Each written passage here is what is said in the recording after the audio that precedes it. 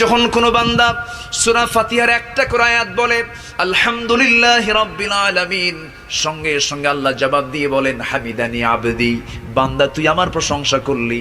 আর রহমানির রহিম যখন বলে আল্লাহ বলেন আসনা আলাইয়া আবদি। মালিক ইয়াউমিদ্দিন যখন বলে আল্লাহ বলেন মাজ্জাদানি আবদি। এরপরে যখন বলে ইয়াকা না'বুদু ওয়া ইয়াকা নাস্তাঈন পর্যন্ত যখন বলে আল্লাহ বলেন বান্দারে তুই আমার কাছে কি চাস, প্রাণ খুলে চা রে বান্দা।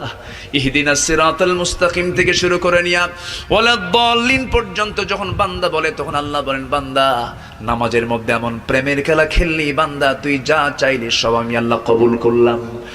ওই বান্দা যখন রুকুতে যায় আল্লাহ তখন অস্থির হন।